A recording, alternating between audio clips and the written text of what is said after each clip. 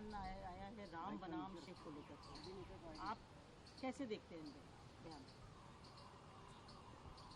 देखिए, भारत की सनातन धर्म की उपासना विधि में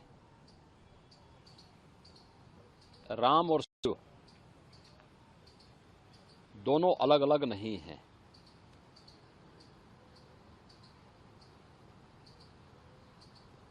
मर्यादा पुरुषोत्तम प्रभु श्री राम ने स्वयं शिव की उपासना की और रामचरितमानस में अगर आप जाएंगे तो इस बात को देखेंगे कि भगवान शिव ने भी राम की उपासना की। दोनों एक दूसरे के पूरक हैं। प्रभु राम कहते हैं, शिव द्रोही मम दास कहावा, सो नर मोहि सपनेहु नहीं पावा। यानी अगर कोई भगवान शिव का द्रोही है और वह मेरा दास, मेरा भक्त कहलाने का दंभ पाल रहा है, तो मैं सपने में भी उसे नहीं प्राप्त हो सकता। ऐसे ही भगवान शिव भी कहते हैं। स्वाभाविक रूप से कांग्रेस की वास्तविकता सामने आ रही है। भारत की सनातन परंपरा को अपमानित करना, उसको लांछित करना, भारत की आस्था के साथ खिलवाड़ करना, ये कांग्रेस की प्रवृत्ति है। और कांग्रेस अध्यक्ष के द्वारा यही बात जो उनको कांग्रेसी संस्कार में प्राप्त हुआ है, वही बात वो अपने भाषणों में कर रहे हैं।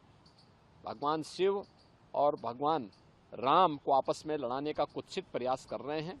उनका यह वक्तव्य अत्यंत ही निंदनीय है। दूसरा, हम इस बात को जरूर ध्यान में रखें, हमारे शास्त्र इस बात के प्रमाण हैं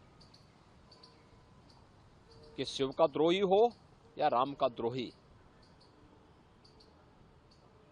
उसका पराभव, उसका पतन अवश्य हुआ है।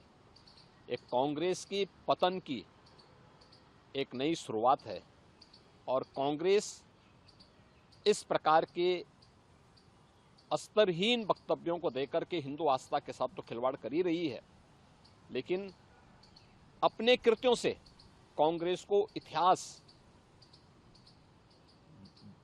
इतिहास की वस्तु बनाने की ओर भी कांग्रेस का नेतृत्व उसे धकेल रहा है। और मुझे लगता है प्रभु राम और देवादिदेव महादेव शिव इनको सद्बुद्धि दे। कम से कम जब अब कांग्रेस को लोग विसर्जन करने पर तुले ही हैं, तो अब तो सच का रास्ता अपना ले। क्या लगता है, बिल्कुल चुनाव के बीच में कांग्रेस अध्यक्ष अगर इस तरीके का बयान दे रहे हैं, तो क्या उसके पीछे मोटिव लगता है? देखिए, अपनी हार की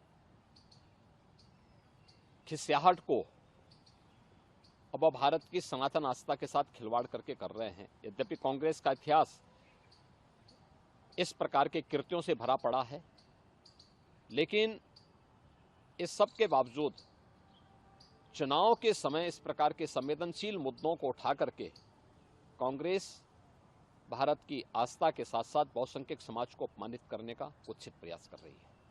सर, हमें कह सकते